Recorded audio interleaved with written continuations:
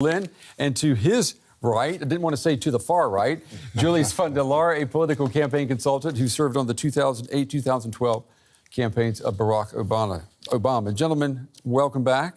Let's talk about what we saw last night. Boris, we got a second summit with the leader of North Korea. Trump says he has a great relationship with Kim Jong-un. But what about getting rid of those nuclear weapons? Well, this is something that many people have criticized in the last couple of months, that after the last summit and after the last time Trump really spoke about this, nothing much happened. And so I think that that was a lot of symbolism. I think for Trump, it's important for his foreign policy agenda. I think he sees a chance for him to create his own legacy, his political legacy after his first or second term as a president. And so I think he sees a chance there also to escape some of the pressures that he's facing at home. Julius, is it possible that North Korea has begun dismantling some nuclear weapon systems and the U.S. president is maybe saving that news for the right moment? I mean, he is a showman.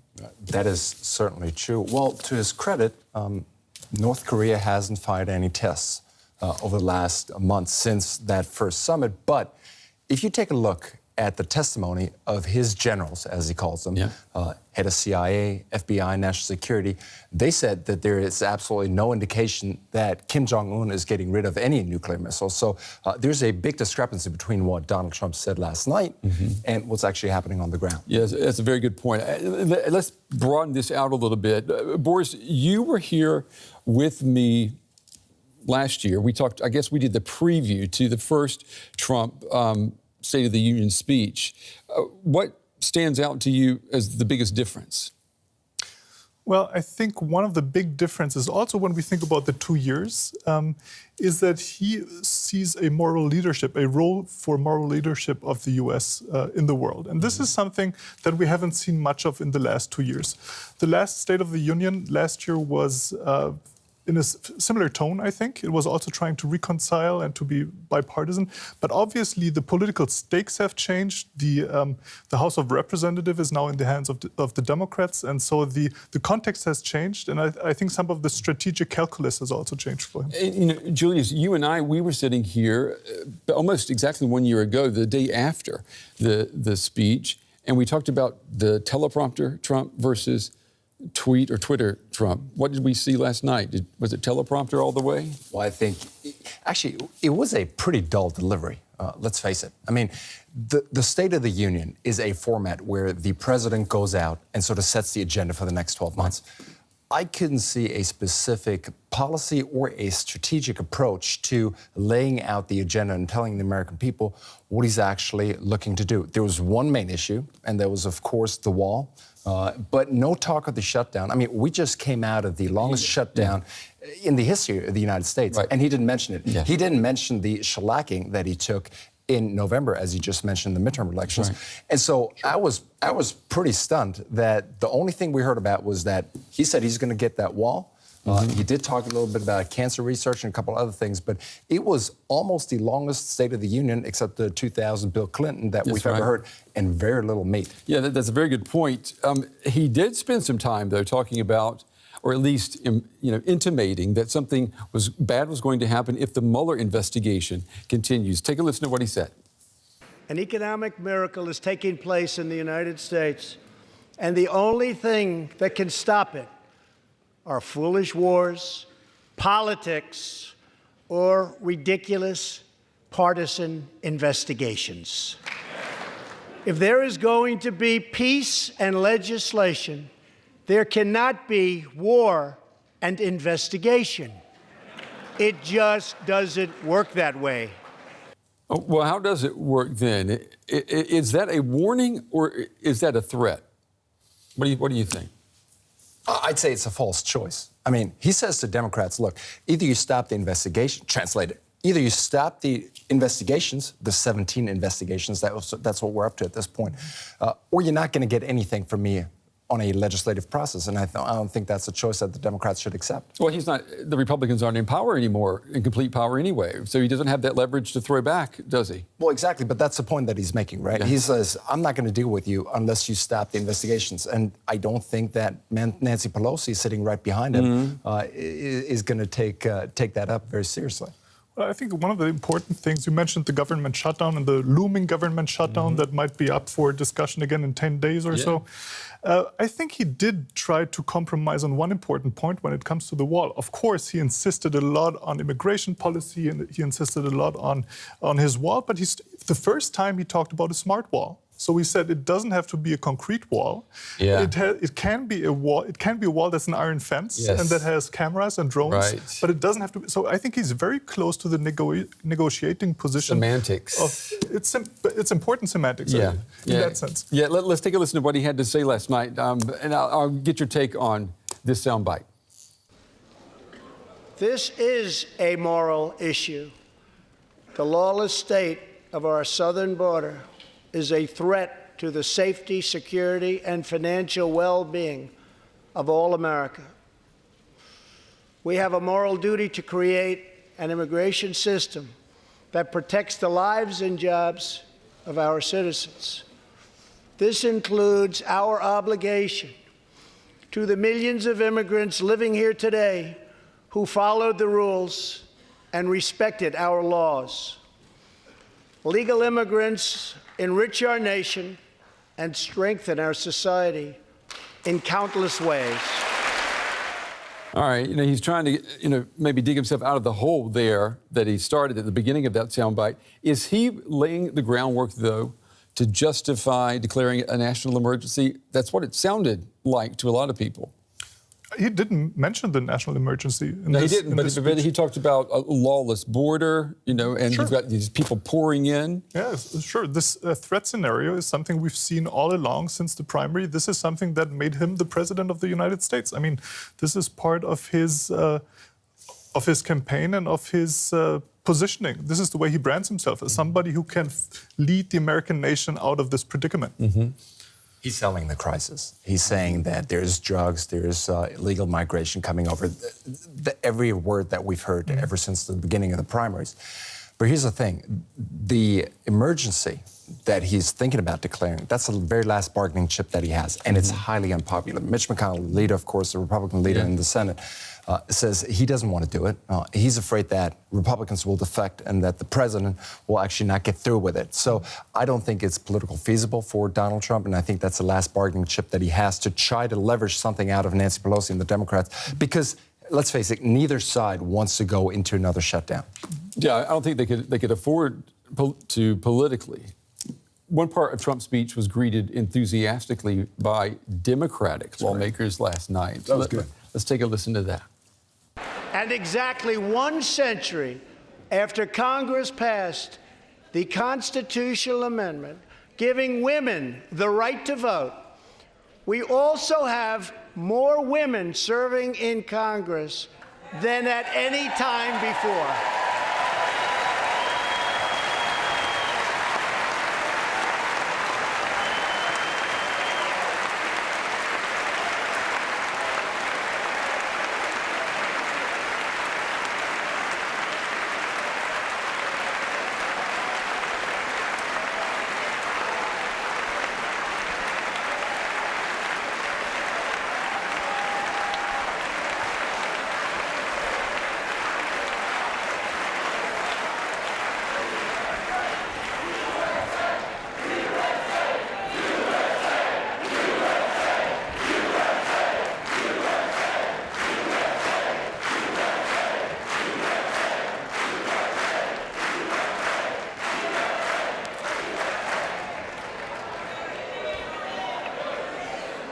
There was something bizarre about that because they were all cheering, but I don't think they were all cheering for the same thing. Do you think Trump is aware that the women who were elected on a wave of anti-Trump sentiment?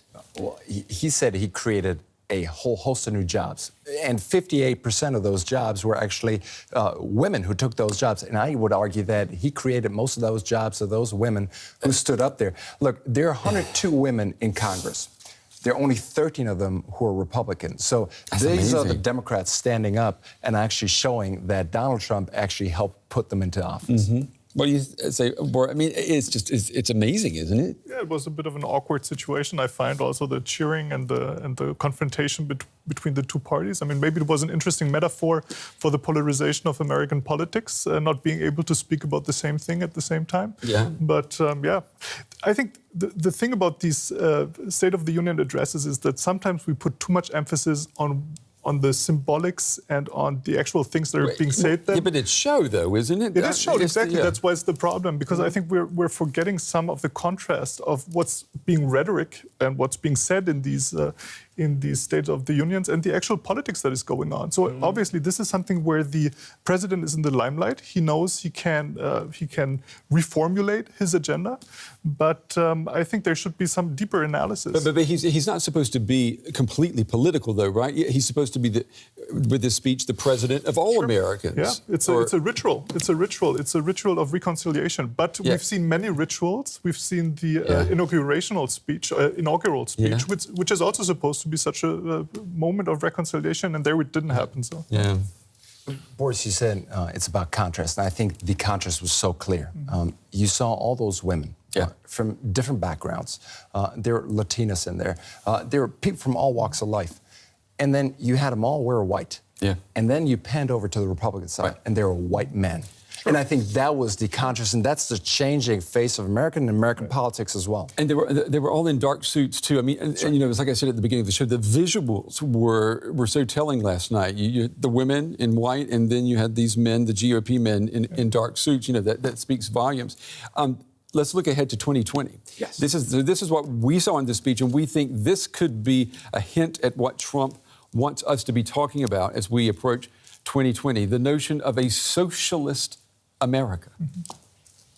Here in the United States, we are alarmed by the new calls to adopt socialism in our country. America was founded on liberty and independence, and not government coercion, domination, and control. We are born free, and we will stay free.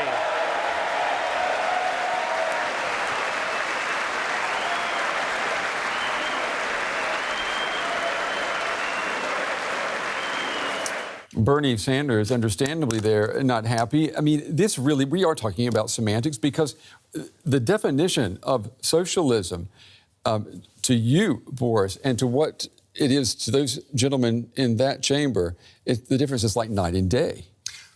It's semantics, but it goes right to the heart of American mythology, right? So this notion that the U.S. is a private enterprise, free market political unit that has a long past that supports this thesis is something that might work well with older generations. But I think the millennials, it has been shown in several studies, support certain claims that older generations would support. And socialism doesn't sound like a bad word to them. Well, Julius, you experienced that when you worked on the campaign. You've seen it yourself, that when Americans experience the way Europeans live, particularly Germans, and they find out what the system is like here, 9 times out of 10, they say, wow, we wish we had something like that. Right. I mean, take Medicare for All, for instance. Yeah. Right? Take the stagnating wages that are taking place. And, of course, previewing 2020 as Elizabeth Warren or Kamala Harris are entering the field. And they're putting out pretty progressive policy papers with high increases in taxes for the super and ultra-rich, like Elizabeth Warren did. So I think they're striking a nerve, especially on the progressive side of the Democratic Party. So, of course, they're pandering to the base as well. But again, America is shifting, and especially the age groups of 18 to 35 are shifting tremendously. They are also, and from a campaigning perspective, I will say this, the problem is they're not the ones going to vote. And so that's going to be a culture war. And let me just ask you, too, if we're talking about demographic change in the United States, if America is getting browner, more Latinos, they tend to be Catholic, and they can be very conservative. So who's to say that we won't have a swing back towards more conservative thinking as we approach the years 2030, 2034. That's the reason that Ted Cruz ran for president last time, and I think it's the reason why Trump actually won the election, because he played with these fears, right? The backlash, sort of the racism or the racial dimension of these questions is something that mobilized a lot of supporters for Trump, and that actually, well, helped him into office. Yeah.